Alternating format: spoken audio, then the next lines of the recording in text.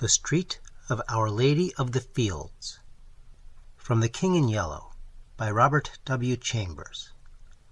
Chapter 1.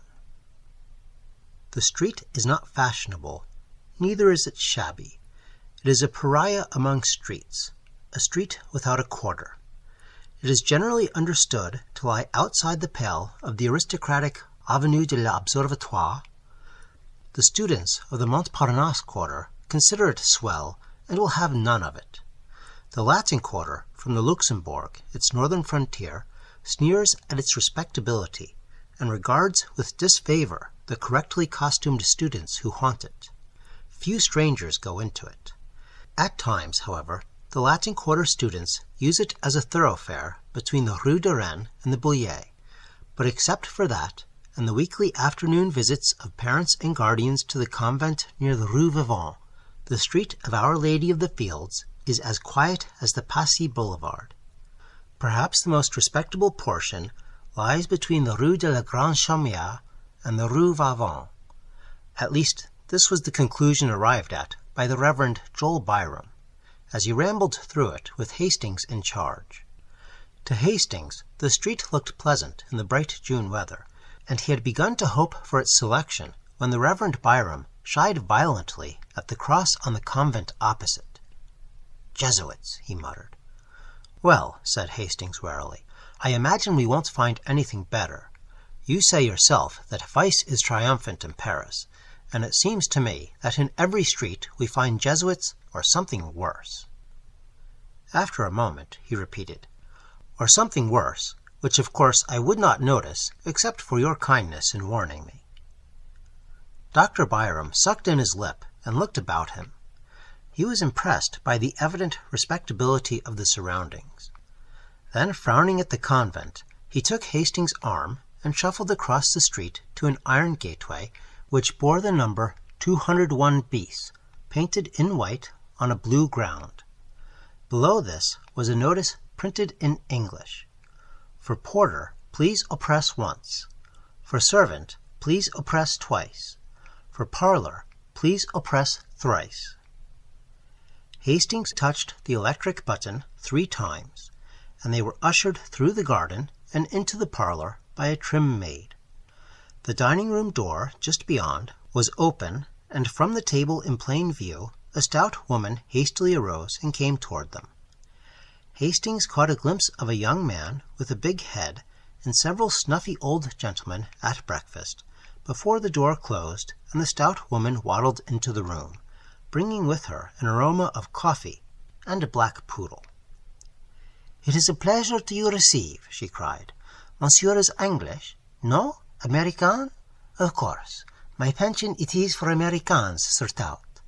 Here all speak English, c'est-à-dire the personnel. The servants do speak plus ou moins a little. I am happy to have you come pensionnaires." "Madame," began Dr. Byron, but he was cut short again. "Ah, yes, I know. Ah, mon Dieu, you do not speak French, but you have come to learn. My husband does speak French with the pensionnaires. We have at the moment a family Americana who learn of my husband French." Here the poodle growled at Dr. Byram, and was promptly cuffed by the mistress. "Veux-tu?" she cried with a slap. "Veux-tu? Oh, les vilains! Oh, les vilains!" "Mais, madame," said Hastings, smiling, "il n'a pas l'air très fiaus." The poodle fled, and the mistress cried, "Ah, the accent! Charming! He does speak already French, like a Parisian young gentleman." Then Dr. Byram managed to get in a word or two, and gathered more or less information with regard to prices. "It is a pension serrure. My clientele is of the best. Indeed, a pension de famille, where one is at home." Then they went upstairs to examine Hastings' future quarters, test the bed springs, and arrange for the weekly towel allowance. Dr. Byram appeared satisfied. Madame Marotte accompanied them to the door and rang for the maid, but as Hastings stepped out into the gravel walk, his guide and mentor paused a moment and fixed Madame with his watery eyes. "You understand," he said, "that he is a youth of most careful bringing up, and his character and morals are without a stain.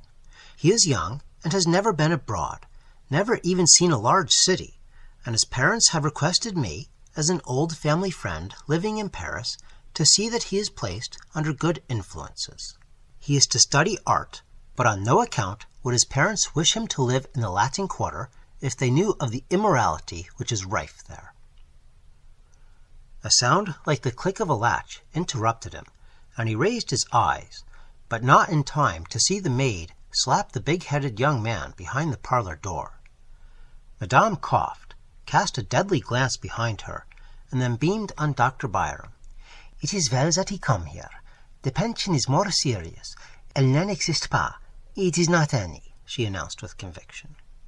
So, as there was nothing more to add, Dr. Byram joined Hastings at the gate.